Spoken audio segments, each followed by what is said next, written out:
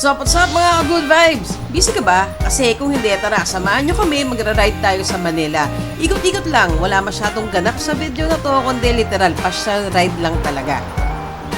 Tinatahak natin ngayon itong E. Rodriguez Avenue patungo sa Espanya kasi nga, pa Maynila tayo. Subukan natin ikutin yung Intramuros, tapos daan na din tayo sa Kilometer Zero, siya kay Jose Rizal. Saktong-sakto tong bike ride na to para sa dalawa kong kasama kasi mga newbie sila. So sabi nga nila, pag bago ka nagbabike, isa sa mga dapat mong puntahan ay ang Kilometer Zero at syempre, ang Bantayog ni Rizal. Totoo naman yon kasi kahit ako nung bago ako nagbabike, isa to sa mga una kong plinanong puntahan. Makapagpa-picture dun sa Kilometer Zero at saka kay Jose Rizal. At madami din talaga mga bikers na dun nagsimula ang kanilang mga journey. Kunyari, maglo-long ride sila, doon sila sa Kilometer Zero magmi-meet. At saka iba din yung feeling pag may picture ka doon. Parang totoong, wow, siklista na ako. So ito, from Quezon Boulevard, lumiko na tayo sa may Moraita. Ito na yung FEU na school. Ang dulo nito, rekto, doon tayo kakanan. Ito na yung rekto. Dito tayo dumaan kaysa doon sa Quezon Boulevard kasi medyo toxic yung daan doon sa ilalim ng tulay. So ito, Quezon Avenue o Quezon Boulevard. Sa kanan natin mamaya madadaanan dyan yung simbahan. So ngayon, nandito tayo sa may tulay, which huminto muna kami kasi ang ganda ng view. So nag-picture lang muna kami for a while.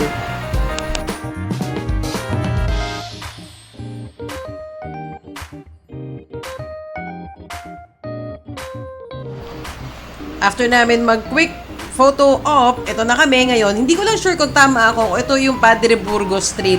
Pero sa kaliwa mo, nandito yung Manila City Hall at sa kanan mo, dito naman makikita yung Intramuros na. Ito, nasa loob na kami ng Intramuros. Ang ganda, di ba? Very nostalgic.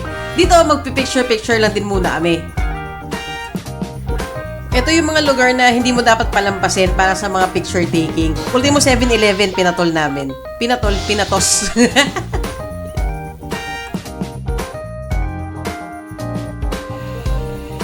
So, ito naman, hinahanap namin yung Manila Cathedral. So, ayan, nakita na namin siya. So, doon, punta tayo doon kasi I know, sobrang ganda mag-picture din doon.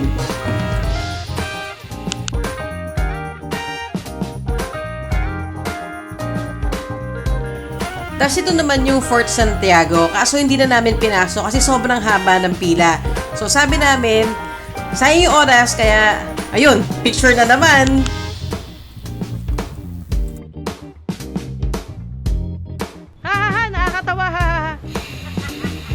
Para ang si Lisa basher.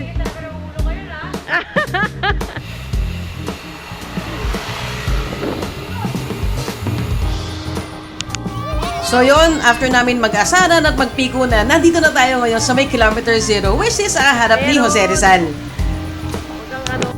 Masaya ka ba sa Kilometer Zero mo? Yes!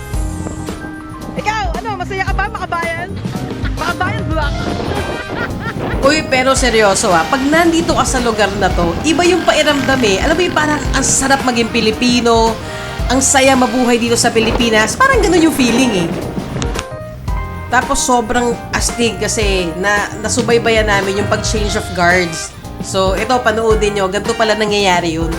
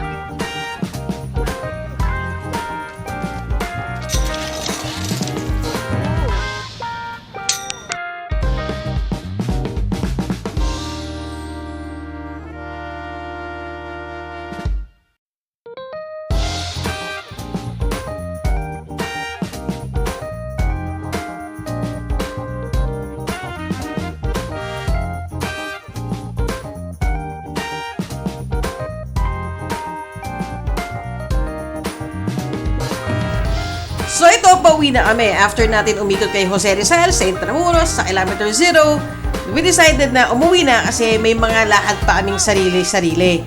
Pero, dahil sobrang nakaka-enjoy lang, na sana gawin nyo din tong ride na to, lalo na sa mga newbie at sa mga, yung mga hindi pa nakakarating dito. It's very nostalgic, very historical, at alam mo yon, yung ride nyo medyo may makabuluhan.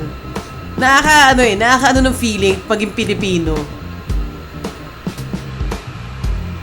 Tapos, sakto pa, next week, Holy Week na. So, yung may mga nag-iisip dyan, saan maganda pumunta, na malapit lang. Dito, try nyo dito. Hindi siya ganun kalayo, pero again, yun nga yung sinasabi ko, maganda yung view, busog yung mata mo, madami ka pang pictures.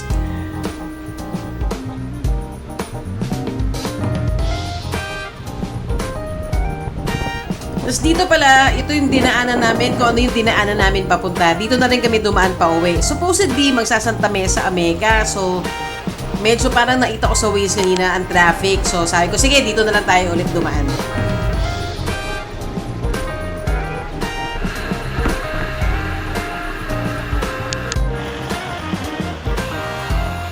Hey!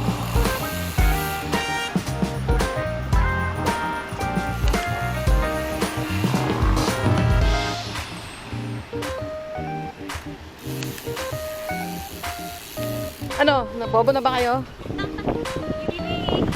BBB! Bobo Bikers Club! Ay! Bobo! BBB nga eh!